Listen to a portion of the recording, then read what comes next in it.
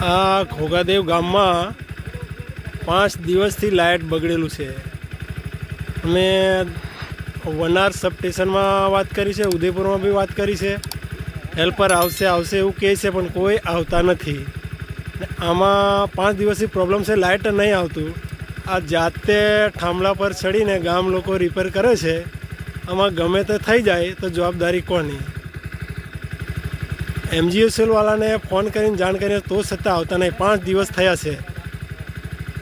આ દેખો, આ સ્થાનિક અહીંનો રહેવાસી છે, ઘોઘાદેવ ગામનો માણસ.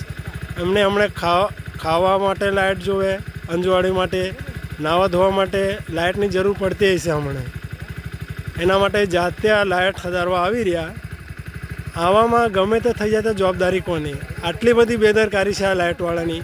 ફોન કરીને તો પેલા ફલાણા હેલ્પરને ફોન કરો કે ફલાણા ઠેકણાને ફોન કરો.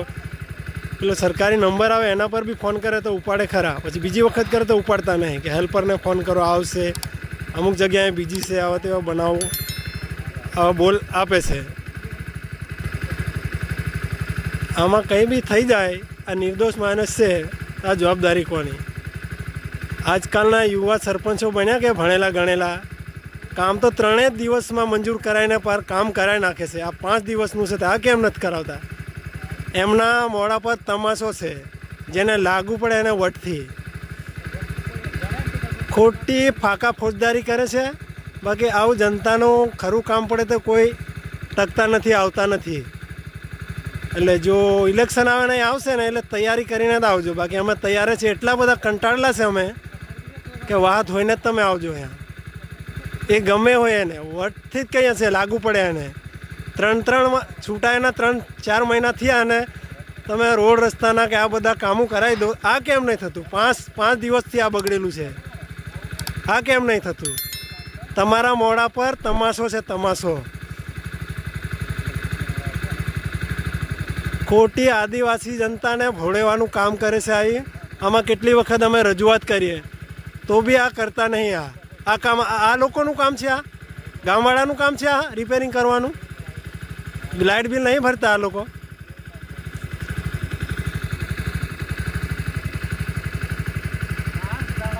આ વિડીયોના માધ્યમથી આ જે લાઇટ ખાતું છે એની બેદરકારી અમે દેખાડી રહ્યા છે.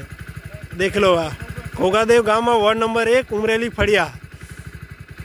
આ બધા પોલ આ જે પેલા ડિયા બિયા બધા સબ તૂટેલા ફૂટેલા છે. બધા જમ્પર વમ્પર બધા તૂટેલા ફૂટેલા છે.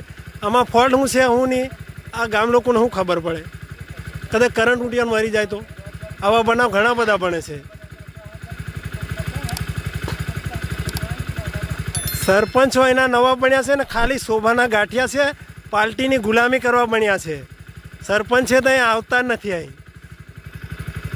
ને આ ભણેલા ગણેલા જાગૃત નોકરિયાત એવું કંઈ પાછા ખુદને એવું માને છે. એમને વટથી જ કહે છે, એમના મોઢા પર તમાશો છે. ટાઈમ આવશે ને તો એમને થોઈને વાવ ધોઈને બોલાવશો. આમાં વટથી જ એને કહે છે. તમારું આ એરિયો લાગે છે, કેમ નહીં કરાવતા? ધ્યાન પર કેમ નહીં લેતા તમે? અમે કંટાળેલા છે એમનાથી, એટલે આ વિડીયો બનાવે છે ને બોલીએ છે. આવનારા દિવસમાં જો ઇલેક્શનના ટાઈમે આવશે ને તૈયારીમાં રહેવાના છે અમે. એમ આ વટથી કહે છે. મારું નામ અરવિંદ રાઠવા, વોર્ડ નંબર 1નો મેમ્બર. જય હિન્દ, જય ભારત.